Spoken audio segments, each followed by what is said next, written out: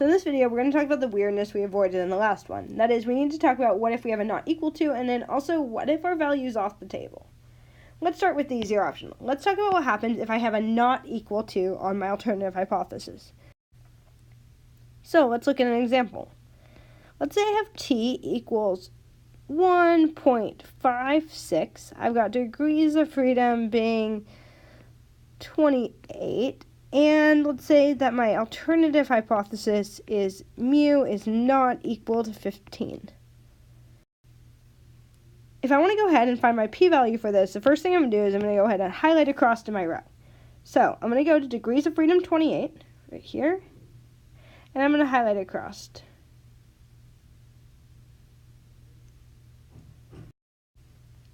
After I've done that, the next thing I do is I go ahead and I find the values that are closest to mine.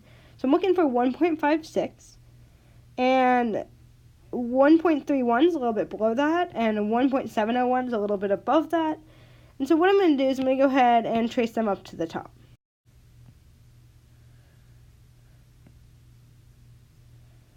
Now, there's a little bit of a problem with that, and that when I trace them to the top, I get 0.10 and 0.05.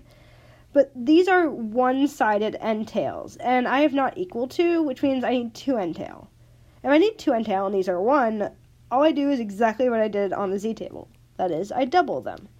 And I double them because the t distribution is symmetric. So when I draw my t here, what I was looking at before is one end tail. So to find the two end tail, all I do is double it to get the other side. That'll give me 0.20 and 0.1. Just like before, my p-value would be in between, because my t-score was in between those two.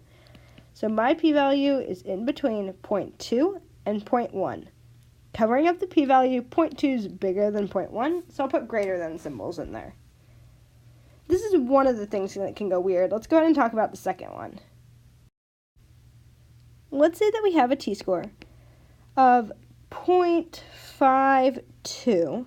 I've got degrees of freedom 30, and my alternative hypothesis is mu is greater than 10. When I go to find my p-value here, I'm going to do exactly the same first step. I'm going to go to degrees of freedom 30 and highlight over. Then I'm going to go ahead and try and find things that are closest to 0.52. The problem is when I look across this, there's nothing close to 0.52. In fact, the closest I can get is 0.683. Which is entirely okay. If I wanted to visualize this, in reality, if there was a 0.52, it'd be over here somewhere, right? It'd be under that 0.683. Keeping that in mind, I'm going to go ahead and trace that to the top. I get 0.25 out. Notice that as I go across here, 0.25, 0.20, 0.15, 0.10, 0.05, those values are going down, which is why I keep putting greater than symbols from left to right. I'm going to do the same thing here. If I could trace 0.52 up, whatever value I would get there, that is my p-value, would be greater than that 0.25. So in this case, my p-value is bigger than 0.25. In short, if it's off the table, we just border it with whichever one is closest. Let's do one more example. In this case, let's say we have a t-score of 9.17, a degrees of freedom of 36, and our alternative hypothesis is going to be mu is greater than 12. Now, when we go to do this, the first thing we need to look at is the fact that we don't have a degrees of freedom 36. Remember, we've mentioned before, anytime our degrees of freedom is not on the table, we will always round down. So if I'm rounding down here and there's not a 36, then what I'll do is I'll go ahead and I'll use 30. So tracing that 30 across then, I go ahead and I look for what's closest to my t-score. My t-score is 9.17, so when I look at this here, the closest thing I can actually find is going to be 3.646. Since that's as close as I can get, I'll go ahead and I'll trace that up to the top. And when I do that, I get 0.0005. Now, the thing to keep in mind here is that if 9.17 were on the table, it'd be over here on this side, right?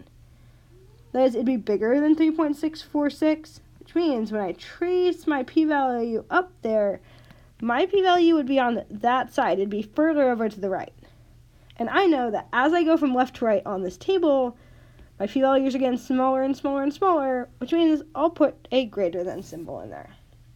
It's important to be able to read this, and that is 0.0005 is greater than my p-value, or if I want to reverse the order of it, this is the same as saying my p-value is less than 0.005. Notice I switched which one was which meant I switched my symbol.